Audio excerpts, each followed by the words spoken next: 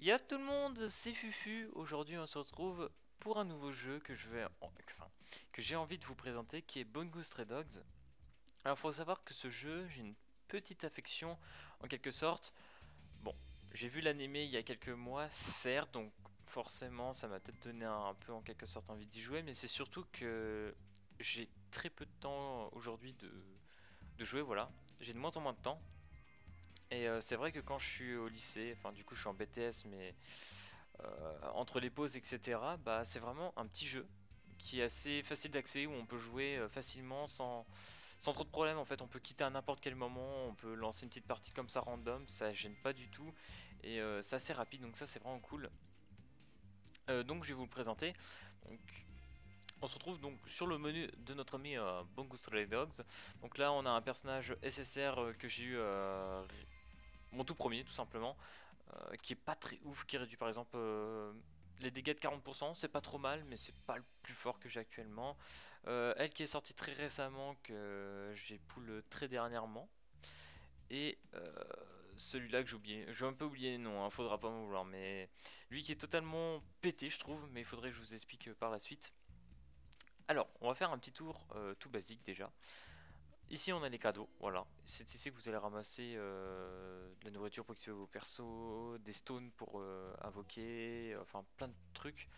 Ici on a un système de summon en fait, un peu en quelque sorte. Alors ici on a Shine que vous pourrez faire une fois par jour. Et comme vous pouvez voir, il me reste 10 fois pour passer à une nouvelle charge pour évoluer un peu la boule de cristal en quelque sorte. Et ce qui se passe, c'est qu'au level 6, bah, je pourrais gagner un ticket SSR.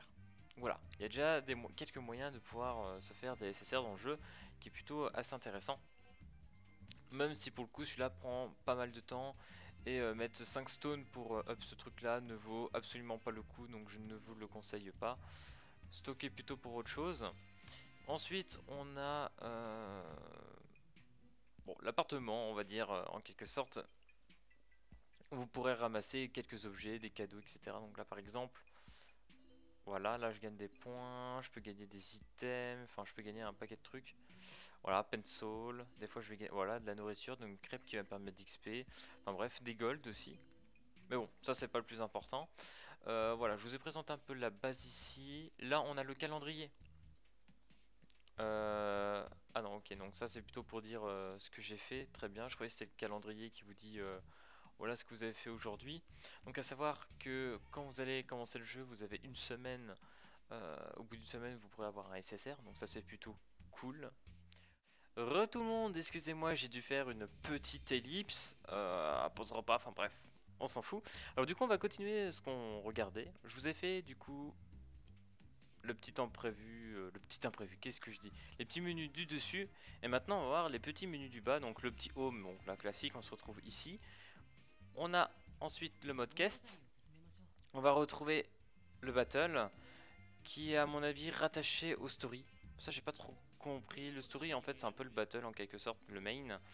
Mais voilà, après ce que vous retrouvez en story, bah, vous pouvez retrouver des events. Bon là aujourd'hui il n'y en a pas vraiment. Et les schools qu'ils ont rajouté très récemment, qu'il n'y avait pas à l'époque où j'avais commencé le jeu, parce qu'il faut savoir que le jeu est sorti il y a quand même un certain temps. Les caractères, bah, on peut augmenter les persos, les évoluer, on peut les passer UR, il n'y avait pas ça avant non plus je crois. On peut vendre, enfin bref, tout ce que vous connaissez. Et bien évidemment, un truc qui va vous intéresser de ouf, tout ce qui est invocation. Alors là, comme vous pouvez le voir, on a 200 stones, je suis en step 4. Chose très importante, c'est 250, on est sur un système d'invocation comme Bleach. Bleach Bressoul, bien évidemment. Euh, le taux de drop est de 3%, comme Bleach Bressoul. Et il y a des moments où le taux est doublé, comme vous pouvez le voir ici par exemple.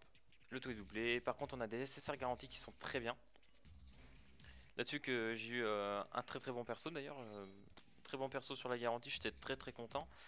Après faut voir, il y a voilà. Actuellement on a une step up. Et des fois on a un taux doublé. Enfin ça dépend. Ils font certains portails assez intéressants. Donc essayez de pull vraiment quand c'est très intéressant on va dire en quelque sorte. Et puis sinon après on a d'autres portails mais là c'est moins intéressant.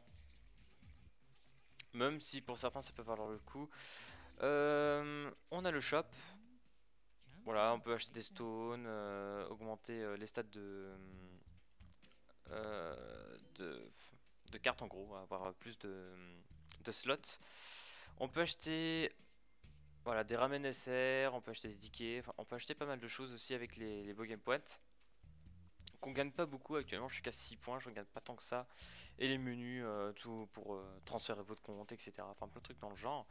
Donc du coup, je vous propose qu'on passe quand même à une quête que je vous montre à peu près à quoi ressemble ce gameplay, hein, bien évidemment. C'est quand même le plus important. Alors là, si je peux avoir un petit chouïa, je serais content. Eh malheureusement non, mais c'est pas grave, on va prendre le plus élevé. On va prendre lui. Alors voilà, ma team actuellement se compose de ceci. Donc 12 000 HP, c'est donc le nombre total forcément des persos. Et l'attaque pareil. Cumulation de tous les personnages. Il faut savoir que le jeu se base sur plusieurs phases.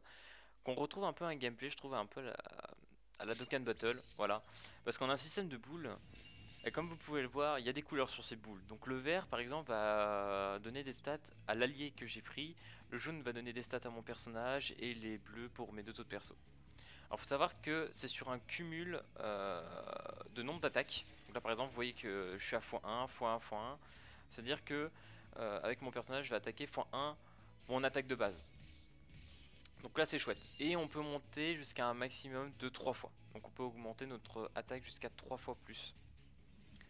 Chose très importante à savoir, c'est qu'après vous avez une certaine stratégie derrière le jeu où vous pouvez prendre des persos qui augmentent par exemple l'attaque des personnages jaunes de 150%, qui est par exemple le Chouya en moto.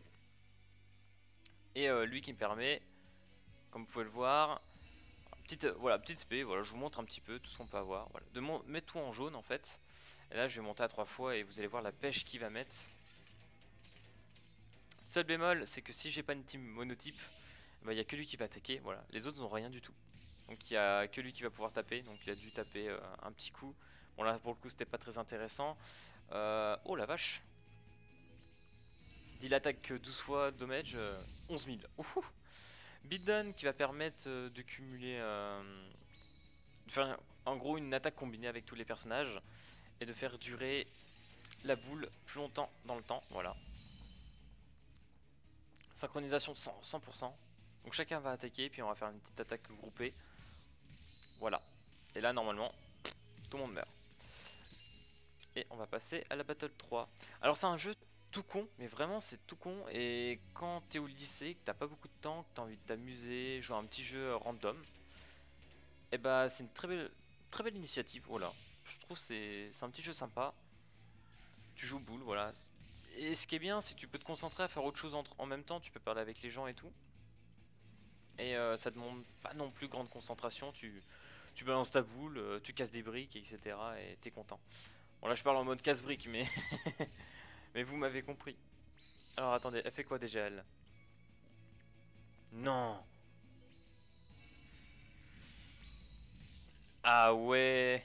Elle est trop pétée. Ouais, je suis content parce que je l'avais encore jamais joué.